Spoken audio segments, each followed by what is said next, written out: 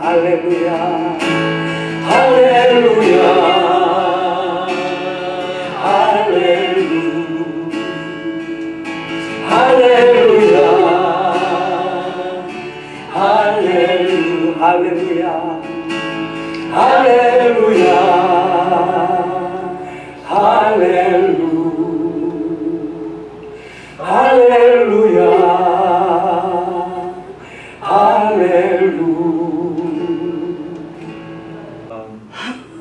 여러분 지금 그 뉴스를 통해서 보셨겠지만 저 지도 하나 보시면은 그 미국하고 지금 베네수엘라하고 뭐 전쟁이 남은 게임이 안 되겠지만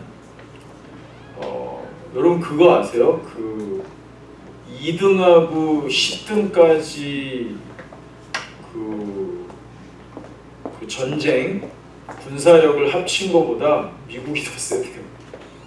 이게 진짜 통계적으로 그렇다고. 그러니까 이게 게임이 안 되는 건데 이게 두 가지 의견이 있죠. 어떤 사람들은 뭐 마약 카르텔을 소탕하기 위해서 지금 그런 거다. 근데 또 어떤 사람들은 그걸 명분으로 레짐 체인지, 미국에 대항하는 마두로 정권 교체를 하기 위함이다. 뭐 이런 얘기들을 합니다. 뭐가 뭔지 모르겠지만 근데 두 가지 다 의미가 있는 것 같기도 하고요. 또 미국이 이제까지 그렇게 해왔기 때문에. 근데 이제 뭐 그거는 그렇다 치고 그 WHO라고 아시죠, 그죠? 세계보건기구에서 통계를 냈는데요. 전 세계적으로 3억 명 이상이 마약을 다 불법이죠. 불법 마약을 하고 있답니다. 몇 명이요? 3억. 지금 인구가 몇 명이죠? 81억 이렇거든요. 그래서 이걸 계산을 해보면 통계적으로 3.7%, 그러니까 81억 중에 3억이니까 한 3.7%, 이 정도 인구가 뭐 4%라고 한다면 마약을 한다는 거예요.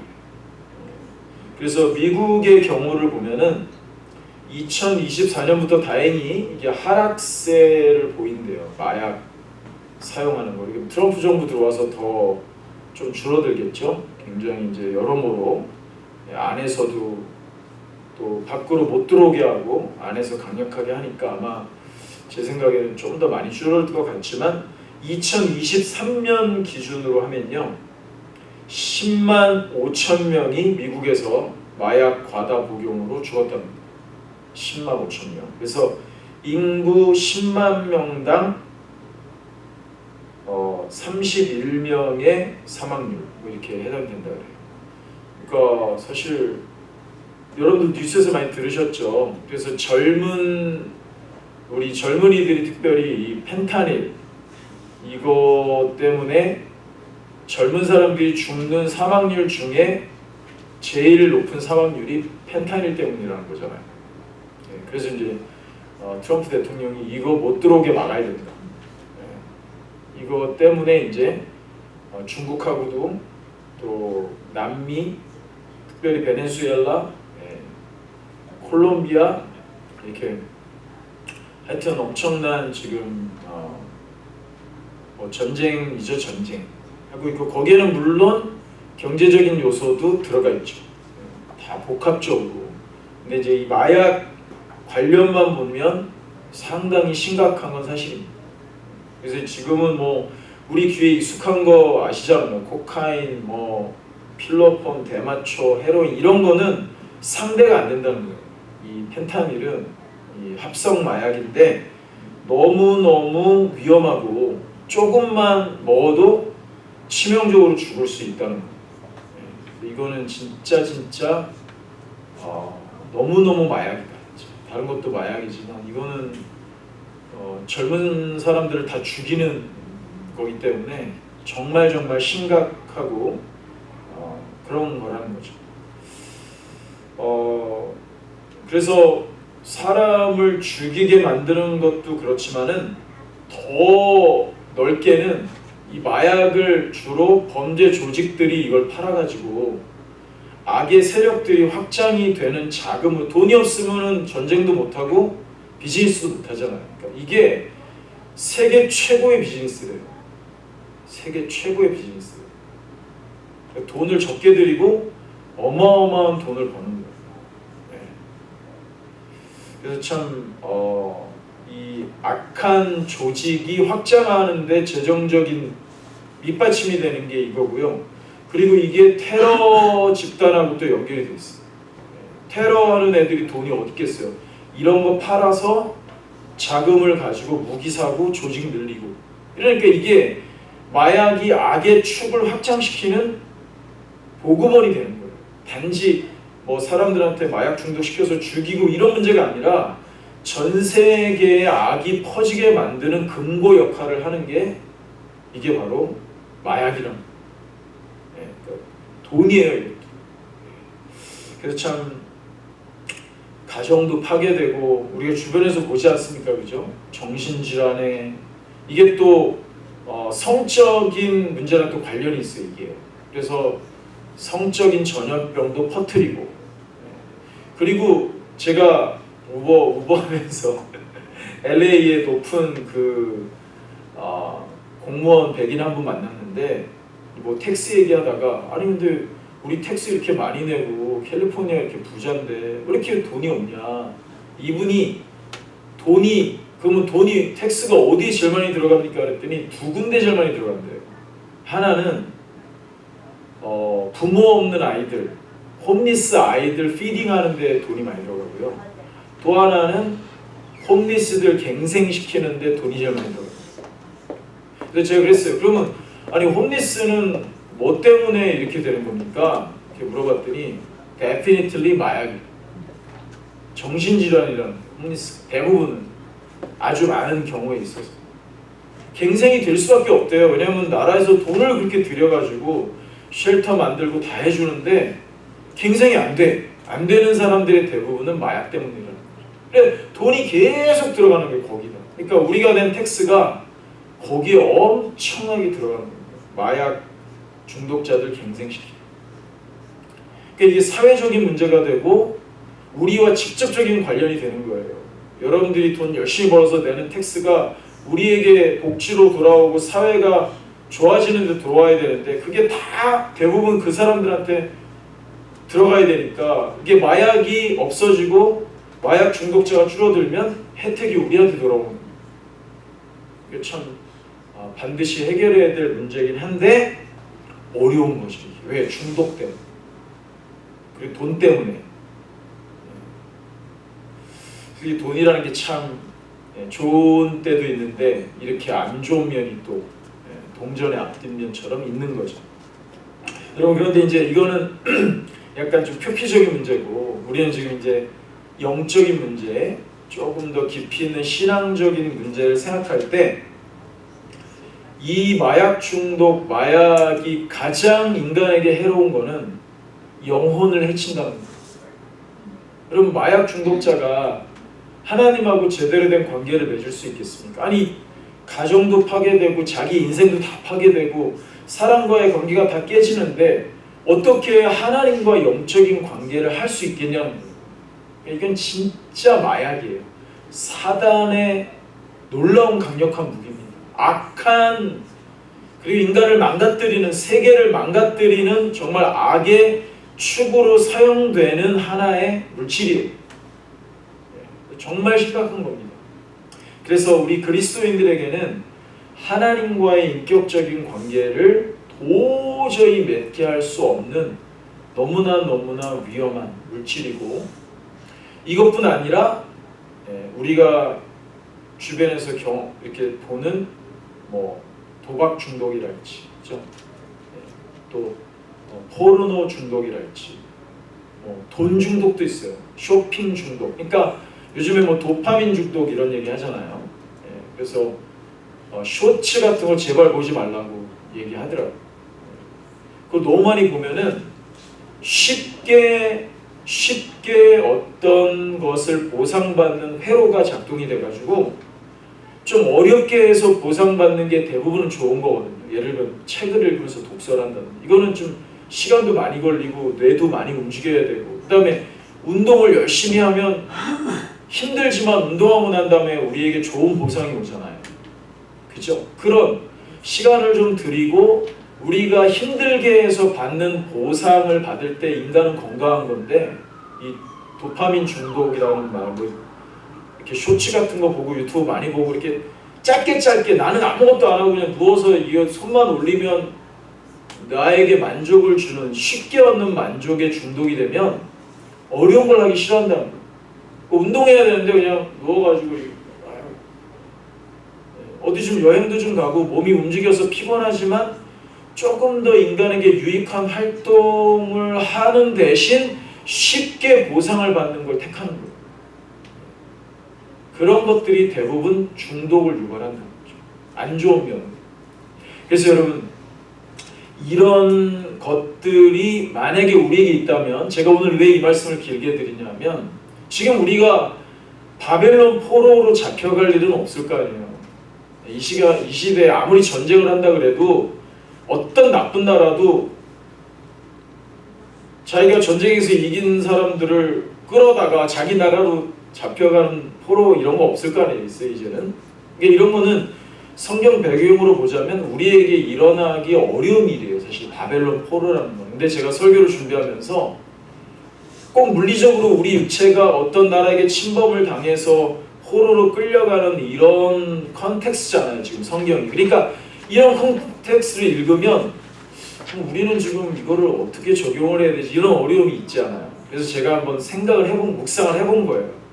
우리가 육체적으로 어떤 나라의 침범을 당해서 끌려가는 포로는 아니더라도 이렇게 세계 최강국인 미국에 살면서, 우리 세계 10등짜리 그 조그만 나라 한국에 살면서, 여러분 지금 그 날린 거 아시죠? 골든, 누구는 그걸 거꾸로 틀면 또 사단에 뭐가 나오고 이런 얘기도 하는데, 하여튼 여러분 지금 제가 가게에서 그거 골든 음악 틀어놓잖아요. 그리고 그 뭐죠? 소다팝? 조그만 애들이요 안 가. 가게로 들어와. 먹을 건 안 사 먹고 들어와서 그렇게 보고 있어요. 엄청난 거예요. 지금 한국의 이 영향력이라는 게요. 문화적인 영향력이 정말 파워풀합니다. 근데 여러분, 그럼에도 불구하고 우리가 잘못 살면 어떤 부정적인 것에 의해서 우리가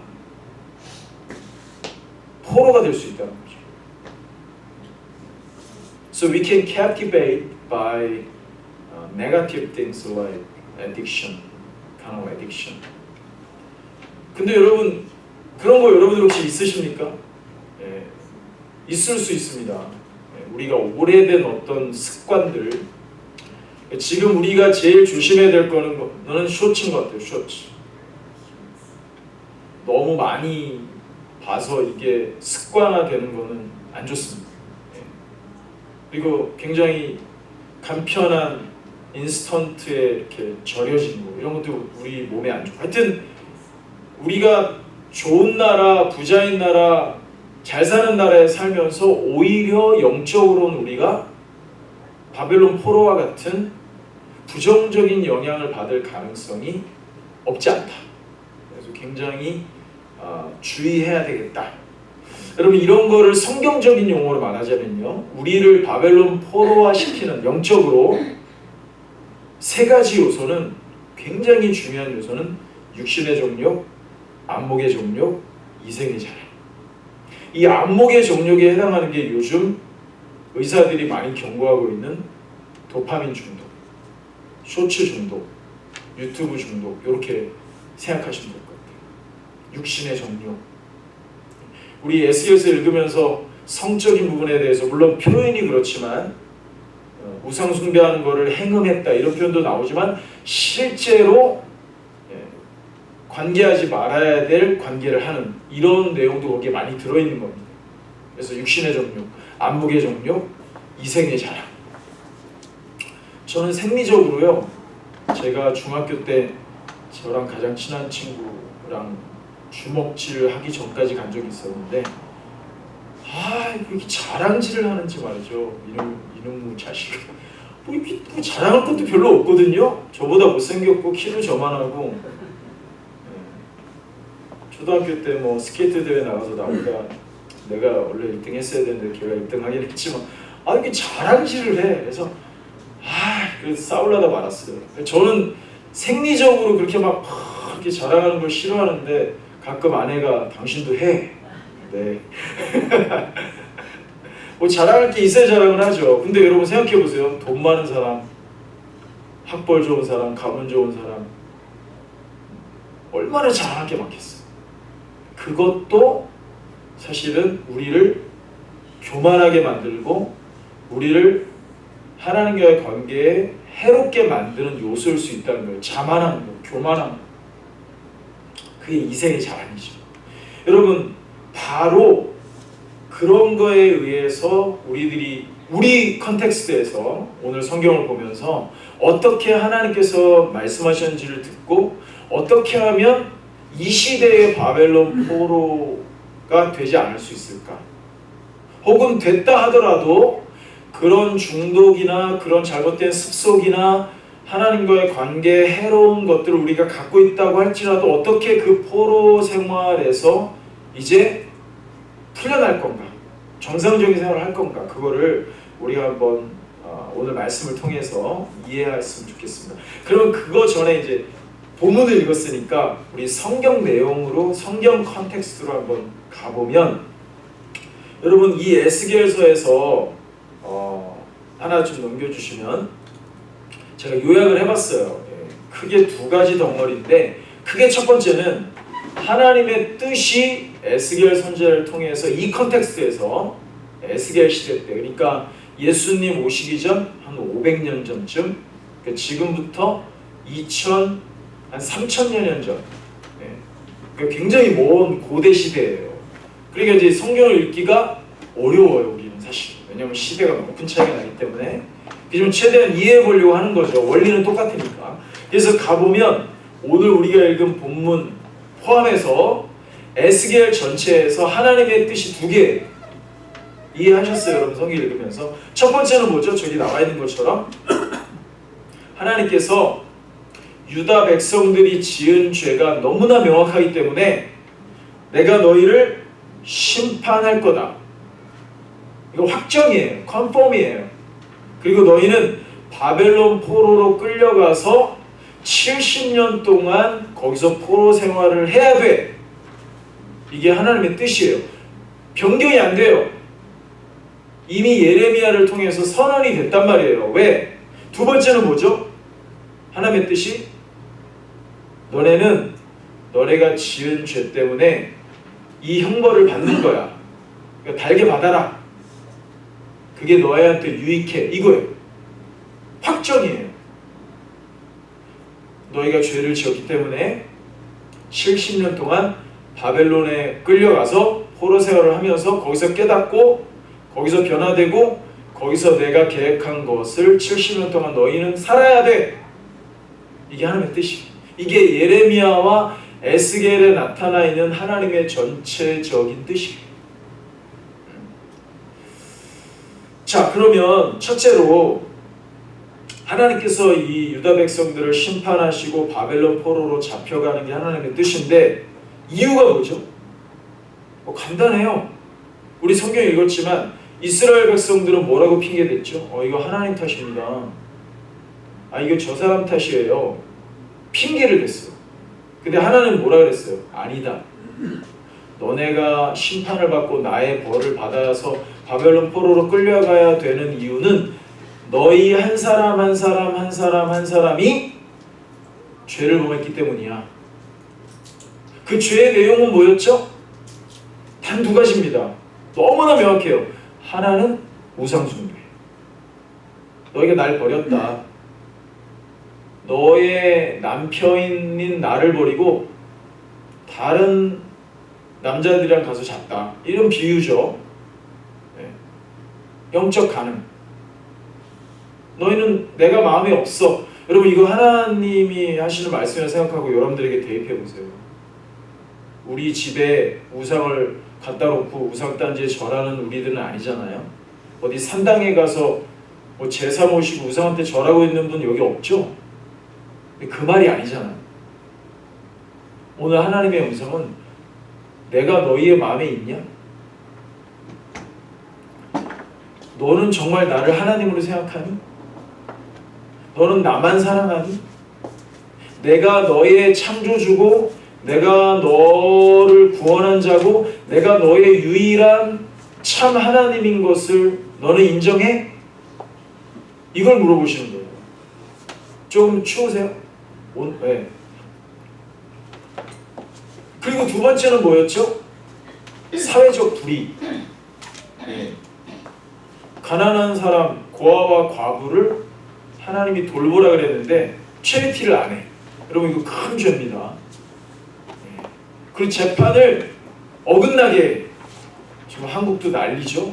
뭐 이상한 법 만들어가지고 뭐 대법관을 늘리고 도대체 이게 어떻게 되는지 모르겠어요. 이게 나라가 지금 어떻게 되려고 하는지 모르겠어요. 여러분 재판이 삐뚤어지잖아요. 나라에 소망이 없는 겁니다. 왜냐하면 거기가 최후의 보루거든요. 거기서 제대로 판단을 해줘야 되거든요. 그게 대통령이 됐든 국회의원이 됐든 아니면 다른 죄를 범한 법관이 됐든 가난한 사람이 됐든 누구에게든 잣대가 올바라야 된단 말이에요. 이게 망하면 하나님 분노하세요. 이 제도가 무너지면 나라는 무너지는 겁니다. 저도 화가 나요. 그렇잖아요. 지위 고하를 막론하고 재판은 올바르게 받아야 되죠. 그래야 이게 옳고 이게 그르고 이게 판단이 될 거 아닙니까? 근데 하나님이 화가 나셨던 이유가 뭐였어요? 그게 무너졌어요. 재판관들이 뇌물을 먹고 가난한 자의 편에 서지 않고 뇌물 준 자 편에 서서 재판을 어긋나게 하는 거예요. 그러니까 사회가 엉망이 되어버리는 거예요. 그러니까 종교적으로 사회 공의적으로 이스라엘 백성들이 죄를 범하니까 내가 너희를 심판하겠다. 하나님이 마지막 결정을 내리신 거예요. 여러분 그래서 이거 우리에게 해당됩니다. 여러분 우리가 남은 인생을 살아갈 때 하나님 이외의 다른 것들을 신처럼 혹은 하나님보다 우선순위에 놓는 것은 하나님을 화나게 만드는 길이에요. 그리고 여러분들이 돈을 벌고 여러분들이 어느 정도 여유가 있고 여유가 없더라도 나보다 가난하고 나보다 불쌍하고 내 양심에 성령은 좀 그만두면 안 되죠. 우리는 성령의 사람들이니까 내 양심에 인간적인 양심에 혹은 성령의 감동을 못 받더라도 그냥 내가 일반적으로 내 양심에 나 저 사람 도와줘야지 하는 양심의 울림이 있으면 도와주십시오. 그게 옳은 겁니다. 그게 체리티예요. 제가 요즘에 루터를 다시 읽고 있는데요. 저는 루터란 참 대단하다고 생각해요. 정말 교회에서요 공동기금을 마련해요. 공동기금. 그것도 목사랑 장로랑 시의원 셋이 열쇠를 똑같은 걸 갖고 있어가지고요 금고에 그 자금을 모아놓잖아요. 세 사람이 협의를 해서 1, 2, 3 뭐 핵단추도 아니고 1, 2, 3 하면 문이 열려. 셋이 동의를 해야 된다는 얘기예요. 목사 혼자 못 쓰고요 장로 혼자 못 쓰고요 정치가가 못 써요. 우리 가난한 사람 도웁시다. 그러면 목사, 장로, 정치가가 동의하면 같이 열쇠를 열어서 거기서 돈을 꺼내서 도와줘요. 이 제도가 있었어요. 하나님이 얼마나 기뻐하실까요?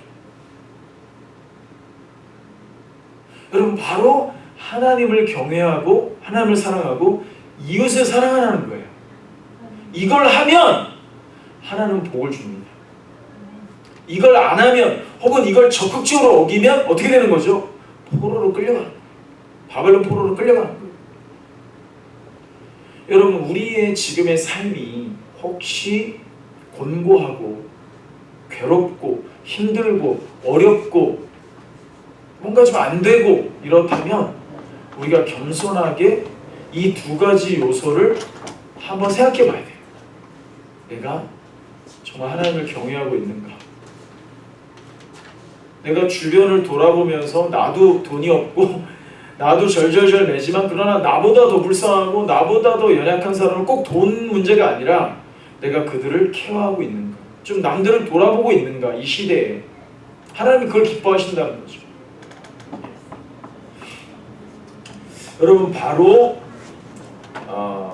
그런 것들 그래서 여러분 우리가 신앙생활 하면서요, 제가 정말 부탁드리고 싶은 건 뭐냐면은 항상 균형적인 생각을 해야 됩니다. 여러분들은 하나님의 사랑과 용서가 더 라는 말이 더 좋습니까? 공의와 심판이라는 말이 더 좋습니까? 당연히 전자가 좋죠. 누가 막 하나님 막 화나가지고 막 심판하시고 막 그냥 막 이런 걸 누가 좋아하겠어요? 하나님 그냥 항상 용서하시고 사랑해 주시고 용서해 주시고 이런 거 좋아하죠? 근데 그렇게만 생각하면 안 된다는 거예요. 항상 밸런스를 유지해야 된다는 거예요. 하나님은 사랑과 용서의 하나님이시기도 하지만 하나님은 항상 공의와 진노하시는 하나님이시다. 이 두 가지 생각을 항상 같이 해야 된다는 겁니다. 그리고 하나님의 사랑과 용서로 여러분들이 그런 하나님의 헤세드를 묵상하고 그런 은혜를 받으면서 용기를 얻으셔야 되지만 여러분들이 지은 죄에 대해서 여러분들의 양심과 성령의 죄에 대한 지적에 대해서는 하나님의 공의와 심판이 나에게도 있다라는 항상 냉정한 생각을 하셔야 된다. 그게 옳습니다. 여러분 바로 예레미야와 에스겔의 시대에 바로 그런 오류가 있었습니다. 어떤 오류가 있었죠? 야, 너네들 포로 안 끌려가. 거짓 예언자들이 아니야, 잘 될 거야, 평안할 거야, 잘 될 거야. 아니 지들이 범죄해놓고 우상 숭배해놓고 가난한 사람들 안 도와줘놓고 재판을 그르게 해놓고는 잘 될 거야, 자의하는 거죠. 평안할 거야. 아니 하나님은 그렇게 하는 분 아니야. 애굽이 도와줄 거야. 우리가 애굽한테 잘 보이면 아시리아 쳐들어와도 바벨론 와도 우리 이길 수 있어. 이거 하나님을 의지하는 게 아니라 국제 정치를 의지하는 거죠. 그렇죠? 물론 국제 정치 중요합니다. 하나님이 그 관계를 통해서 도와주시죠. 그러나 1차적으로 하나님을 의지했다기보다는 자기의 생각들을 의지하는 거죠. 예레미야 시대 때, 에스겔의 시대 때 그 짓을 했다는 거예요. 자기들이 죄 지어놓고 그거를 거짓 선지자들이 심판 없어, 평안할 거야, 그러면서 참되게 말하는 선지자들을 핍박했죠. 여러분 지금 시대에도 우리들이 그런 잘못된 오류에 빠질 가능성이 많습니다. 제가 좀 약간 조심스럽긴 하지만 여러분 우리가 반박하고 우리가 거절해야 될 이 현대의 에스겔과 에레미야 시대 같은 잘못된 교리가 뭐냐면요, 값싼 복을 해요. 값싼 은혜. 진정한 회개도 없어, 눈물도 없어, 뉘우침도 없어, 마음으로 우러나오는 자기에 대한 반성도 없어, 회개도 없어. 그냥 하나님하고 성경이 말하는 참된 하나님과의 관계가 없는데 나 예수 믿고 구원받았네? 나 뭐 교회에서 봉사도 하고 뭐 헌금도 좀 웬만큼 하고 우리 엄마 아빠부터 다 내 몇 대까지 신앙생활 했고 뭐 가끔 내가 구제도 좀 하고, 제가 이거를 폄하하는 게 아니라 자기 안에는 지금 포로된 게 있어요. 바벨론 포로와 같은 하나님보다 더 사랑하는, 하나님보다 더 의지하는, 무슨 일이 생기면 하나님께 가는 게 아니라 그리로 가는, 육신의 정욕과 안목의 정욕과 이생의 자랑에 쪄들어 있는, 마치 계속 밤새 쇼츠를 보면서 뭔가 중요한 일들은 하지 못한 채 뭔가 숙제가 밀려있는 학생처럼 하나님이 원하시는 게 이렇게 있는데 이거는 숙제로 남겨두고 계속 자기의 삶은 루즈하게 말이죠, 루즈의 길을 가고 있는데, 근데 난 구원 받았잖아, 나 뭐 예수 믿었는데 뭐 주일날 예배 드리는데 뭐. 여러분 이거를 우리가 값싼 은혜, 값싼 복음이라고 합니다. 여러분 예수님이 우리에게 이 은혜를 주시기 위해서 지불한 것은 굉장히 값비싼 거였습니다. 그쵸? 하나님이 하나님의 아들이 십자가에 죽으시는 값을 치러서 우리가 구원을 받고 은혜를 받은 겁니다. 정말 예수님께서는 너무나 큰 대가를 치르신 거예요. 그 대가로 우리가 은혜를 받은 건데 이거를 값싼 은혜로 만들면 안 되잖아요.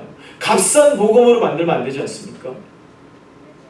물론 우리는 거저 받았기 때문에 우리가 치른 값이 크게는 없을지라도 그러나 그 의미를 생각해 보면 우리가 훨씬 진지하고 심각하게 우리의 영적 생활을 해야 된다는 얘기예요.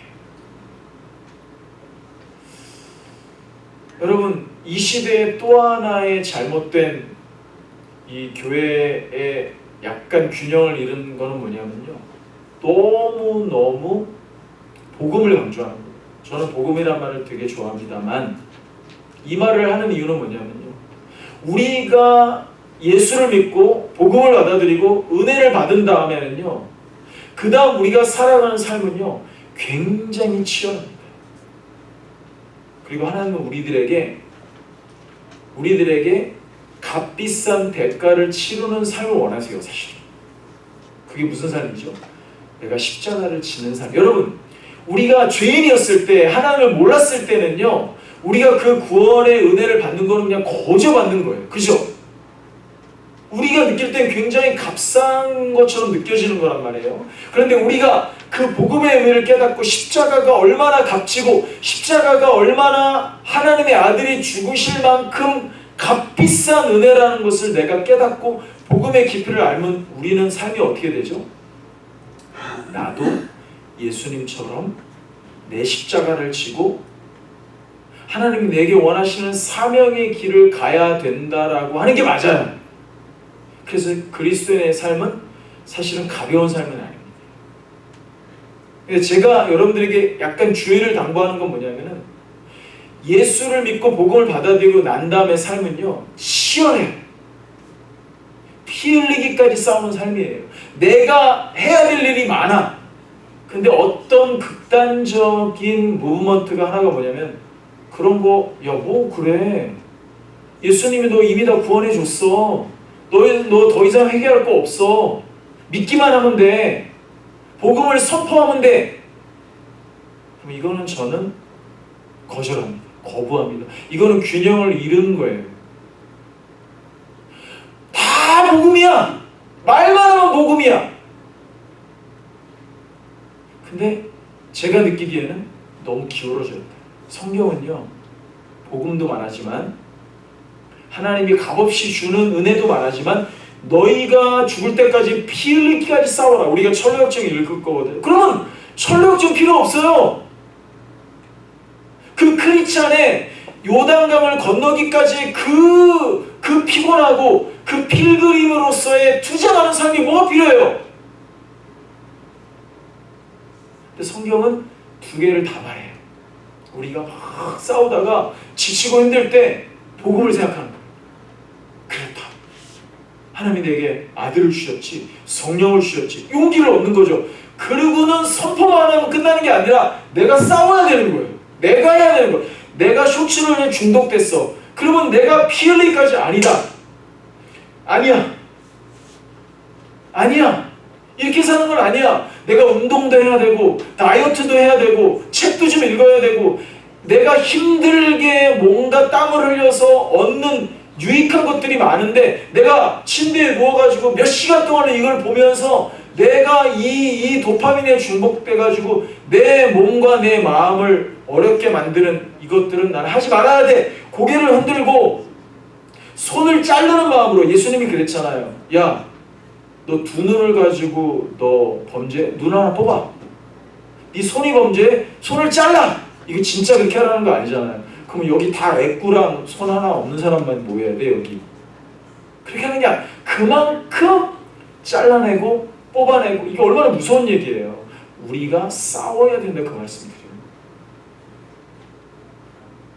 그래서 하나님이 주시는 은혜의 복음을 수동적으로 받을 뿐만 아니라 그 복음의 능력을 가지고 내가 능동적으로 뭔가를 해야 돼요.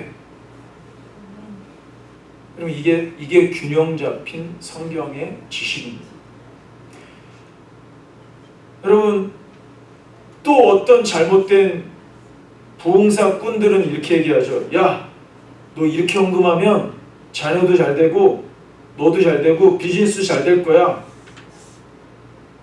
여러분, 이거는 꾼입니다. 약장수예요. 이 사람들 말 들으면 안 돼요. 여러분들이 집을 갖다 다 팔아서 여기다 바쳐도 이스라엘 백성들과 같은 삶이면 복이 없습니다. 바벨론포로 끌려가야 돼요. 그런 거 없어요. 하나님께는 그런 거 없어요. 그러나 정말 멋있는 거는 하나님을 경외하고 하나님을 사랑하고 이웃을 사랑하기 때문에 초대교회처럼 내 것을 팔아서 다른 사람에게 나눠주는 일은 너무나 멋진 일이에요. 너무나 멋진 일이에요. 하나님은 인격적으로 그런 걸 기대하시죠. 그러나 그걸 이용해서 회개도 안 하고 신앙생활도 제대로 안 하고 하나님 경외함도 없고 이웃을 돕지도 않는데 교회에다 헌금 좀 한다고 넌 잘 될 거야. 이건 거짓말이라는 거죠. 이건 사악한 거라는 거죠. 여러분, 하나님은 그러면 진정으로 뭘 원하시죠? 오늘 에스겔 선지자를 통해서 뭘 원하시죠? 너희들이 주를 인정해. 네가 하나님을 사랑하지 않는 걸 인정해. 네가 하나님을 의지하지 않는 걸 인정해. 네 삶의 주인이 하나님이 아닌 걸 인정해. 너가 너만 돌보고 주변에 가난한 고아와 과부들, 주변에 정말 연약한 지체들 돌보지 않은 거 그거 인정해. 하나님 그걸 원하신다는 거예요. 인정해. 인정했어. 잘못했지? 그럼 벌을 받아. 그러면 이게 잘못이에요? 이거 이렇게 하는 건 하나님이 아니에요? 사랑의 하나님이 아니야? No! 하나님은 사랑하기 때문에 벌을 주는 거예요. 여러분, 자식이 잘못된 길로 가고 있는데 가만히 두면 낭떠러지에 떨어질 것 같은데 그걸 가만둬야 되겠어요? 아니야. 후려쳐서라도 야, 너 거기 가면 안 돼. 너 그렇게 죄를 범했어? 벌을 받아. 감옥에 가. 가서 너가 뉘우쳐. 그리고 새로운 인생을 살아. 그게 하나님 아니에요? 지금 하나님이 그거 하라는 거예요. 야, 너네 유대인들 니네 죄를 인정해. 그리고 너가 나의 벌을 받아. 그러면 너희가 좋아질 거야. 복을 받을 거야. 그 얘기 하시는 거지. 여러분, 하나님은 참을 때까지 참으시지만 제가 말씀드린 것처럼 이 시점에서는 참지 않으시는 거예요. 하나님의 인내가 끝났어요. 그리고 이스라엘의 미래를 위해서도 하나님이 형벌을 주시는 게 맞아요. 그리고 그렇게 하셨어요. 여러분, 그래서 하나님께서 이스라엘에게 원하셨던 것, 에스겔 18장 21절 22절 제가 지난주에 성경 읽다가 제일 마음에 다가왔던 말씀이거든요. 여러분, 18장 21절 한번 영어로 제가 못 써놨는데 20절을 먼저 한번 읽어보겠어요. 이스키엘 18:20 한번 같이 읽어볼까요? 시작. 범죄하는 그 영혼은 죽을지라. 아들은 아버지의 죄악을 담당하지 아니할 것이요 아버지는 아들의 죄악을 담당하지 아니하리니 의인의 공의도 자기에게로 돌아가고 악인의 악도 자기에게로 돌아가리라. 여러분, 이거 하나님의 완벽한 심판을 의미합니다. 하나님이 벌하시겠다는 거예요. 너희가 잘못했. 근데 여러분, 제 마음에 너무나 큰 감동과 소망을 주셨던 말씀, 심판 중에 소망이라고 제가 오늘 말씀드렸잖아요. 심판 중에 소망을 주셨던 말씀은 21절입니다. 한번 읽어볼까요? 앞에 그러나를 크게 한번 읽어보세요. 시작. 그러나 악인이 만일 그가 행한 모든 죄에서 돌이켜 떠나 내 모든 율례를 지키고 정의와 공의를 행하면 반드시 살고 죽지 아니할 것이라. 그 범죄한 것이 하나도 기억함이 되지 아니하리니 그가 행한 공의로 살리라. 여러분, 그러나 이게 우리의 소망입니다. 하나님이 이 말씀 안 하셨으면 다 죽는 거예요. 다 하나님의 형벌 속에서 죽는 거예요. 근데 하나님은 공의롭고 심판하시지만 마침내 하나님은 그러나 내가 기회를 줄게. 너희가 포로로 끌려가도 그러나 너희가 뉘우치고 회개하고 다시 내게로 돌아와서 의를 행하잖아? 살려줄게. 이게 복음이잖아요.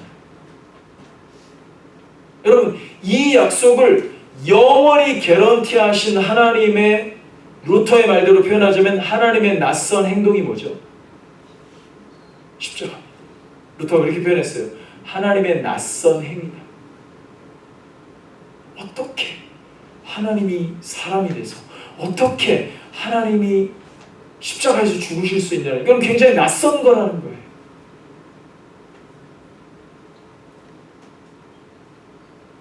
낯설죠. 하나님이 인간이 됐어. 근데 하나님이 십자가에서 죽었네? 낯설죠. 근데 이 낯선 행동으로 이 그러나의 이 메시지, 이 소망의 메시지를 영원토록 개런티 하셨다는 거예요. 이게 복음입니다. 할렐루야. 여러분, 여러분에게 이 하나님의 약속이 있잖아요. 그러면서 마지막으로 오늘 크게 두 번째로 보면은 하나님이 뭐라고 이 계획을 이루시기 위해서 약속을 해주시냐면, 그게 오늘 우리가 읽은 본문인데요. 시간이 많이 가서 제가 간략하게 요약을 해드리면 4분만 제가 쓸게요. 죄송해요. 너무 잘 들어주셔가지고 제가. 여러분, 자, 그럼 우리에게 뭐가 남았냐? 하나님이 약속하신 게 뭐냐? 그러나 이렇게 하면서 하나님이 뭐라 그러시냐면, 너희가 내가 말한 대로 너희가 형벌을 받고 바벨론 포로로 끌려가서 거기서 내가 말한 대로 살잖아? 그럼 내가 너한테 새 마음과 새 영을 줄게. 물리적으로는 너네들 70년 지나면 다시 이스라엘로 돌아가서 니네가 살던 곳에 살게 해줄게. 그리고 내가 너희에게 새 마음과 새 영을 줄게. 그리고 이제는 너희가 내 율례를 잘 지키면 내가 너희 하나님이 되고 너희는 나의 백성이 돼. 이거 누구한테 하신 약속이에요? 신의 산에서 모세에게 하신 약속이에요. 이 언약이 계속 이어지고 있는 겁니다.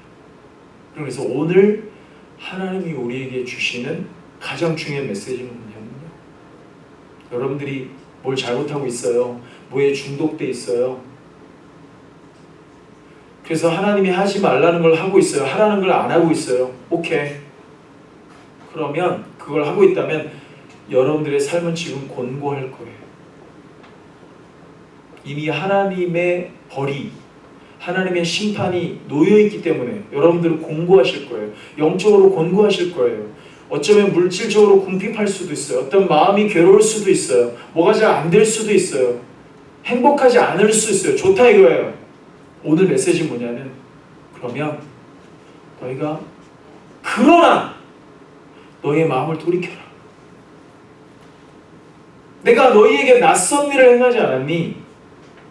내가 너희에게 내 아들을 줬지 않니? 그걸 바라보면서 너희의 마음을 돌이켜라. 회개해라. 진심으로 나에게 돌아와라. 너희들의 잘못된 행위를 고쳐라.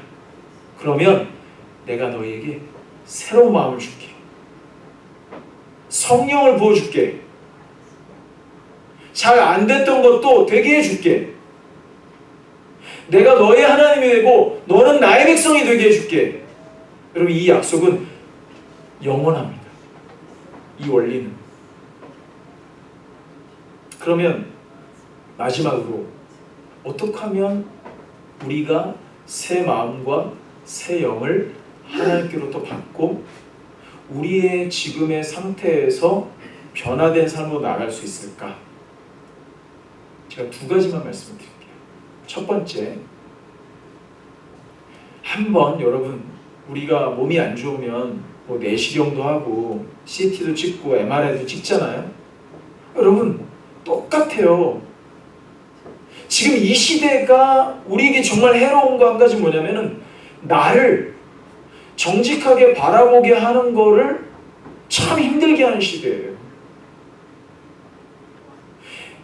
좀 나를 이게 몸을 어디 가서 CT 찍고 MRI 찍듯이 내 존재를, 내 현재 상태를, 내 영적 상태를, 내 삶의 상태를 뭔가 지금 정확하게 진단을 해야 되는데, 그래서 마음이 어렵고 정신이 어려워지면 정신과 의사한테 가서 하는 게 뭐냐면요, 진단을 받는 거예요. 사실 네 심리가 어떻고 정신 상태가 어떻고 이런 거 하는 거잖아요. 근데 여러분, 우리 그리스도인들에게 있어서 그런 것과 똑같은 하나님의 진찰을 받는 행위를 뭐라 그러냐면 그걸 메디테이션이라고 하는 거예요.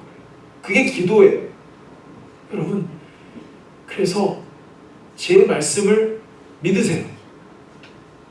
일단은 여러분들과 하나님하고 인카운트, 다른 거 지금 다 이렇게 그만두고 나랑 하나님하고 이렇게 마주하는 일이 있어요. 그러면 하나님이 영적으로 MRI를 찍어줘요. 하나님이 원하시면. 그것도 쉽지 않아요. 그럼 하나님이 우리 상태를 보여줘. 야, 네 영적인 상태가 이렇다. 네 마음이 이렇다. 네 삶이 이렇다. 네가 살아가는 모습이 이렇다. 화려한 것 같지만 너는 지금 이런 상태야. 네 영적인 MRI야 이게. 그럼 그게 내게 인식이 돼야 됩니다. 그게 먼저입니다. 진찰을 받듯이. 그리고는 나의 그러한 힘든 영적 상태를 가져다 준 가장 큰 게 뭐냐를 여러분들이 스스로 판단하셔야 돼요. 대부분은 해야 될 일을 하지 않거나 하지 말아야 될 일을 하는데 시간을 들이는 걸 거예요. 대부분은. 그걸 고쳐야 됩니다.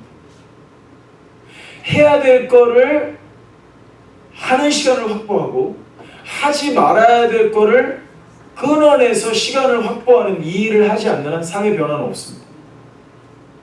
그건 확실해요. 여기서 설교를 예수님이 하건 사도 바울이 하건 스펄전이 하건 존 파이퍼가 하건 여기서 아무리 설교를 해도 여러분 스스로가 이 말씀을 듣고 하지 말 거를 안 하고 할 거를 하는 일을 바꾸지 않는 이상 삶의 변화는 일어나지 않습니다. 근데 사실은 목사의 양심상 우리가 찬양을 하고 여기서 예배를 드리고 말씀을 듣고 우리가 교제를 하면서 하나님이 우리에게 주시는 복이 뭐냐면 지금 제가 말씀드린 거를 스타트할 수 있는 영적인 힘을 받는 게 우리 예배예요. 저는 그렇게 봐요. 그래서 이 예배가 중요한 겁니다. 여기서 스파크가 일어나야 돼요. 그게 저의 하나님 앞에서의 회개의 제목이에요. 왜? 제 임무거든요. 그게 제 아내가 저한테 항상 부탁하는 바예요. 당신이 비즈니스를 하건 뭐 운전을 하건 뭘 하건 당신의 본업은 그거다. 그래서 여러분, 저희 목사들이 참 책임이 무겁습니다. 바로 이 자리에서 말씀을 듣고 찬양을 하고 예배를 드리는 여러분들의 마음에 이 스파크를 하나님이 저희 같은 부족한 인간들을 통해서라도 불을 붙이셔서 그렇다. 나는 오늘부터 이걸 끊겠다. 이걸 하겠다. 이런 마음의 결단을 하게 만들도록 하나님이 저희 같은 설교자들을 세우신 거거든요. 그래서 여러분, 저희가 힘이 부족하지만 여러분들이 말씀을 잘 들어주시고 혹 마음에 다가온 게 있다면 이 말씀에 여러분들이 같이 박수를 쳐주고 같이 맞장구를 쳐주고 뭔가 거기서 변화가 일어나는 걸 본다면 저희들은 참 용기를 얻을 겁니다. 더 잘하게 될 겁니다. 저희들도 사실은 마찬가지죠. 저희가 천사가 아니잖아요. 저나 박 목사님도 말씀을 전하면서 그 말씀을 듣는 거예요. 사실 저희도 그렇게 해야 돼요. 그래서 우리 한번 오늘 결단하십시다. 어떻게 해야 하나님이 지금 원하시는 그 길로 다시 돌아갈 수 있을지, 무엇을 끊어내야 할지, 무엇을 해야 할지 고민하신 여러분들 되시기를 바라고 일주일에 단 한 번만이라도 내가 하나님 앞에 단독으로 서서 하나님 저 어때요? 저를 어떻게 생각하세요? 저는 지금 상태가 어떤 것 같으세요? 제게 좀 알려주세요. 이렇게 하나님과 마주하실 수 있다면 하나님께서 여러분들에게 큰 변화를 허락해 주실 줄 믿습니다.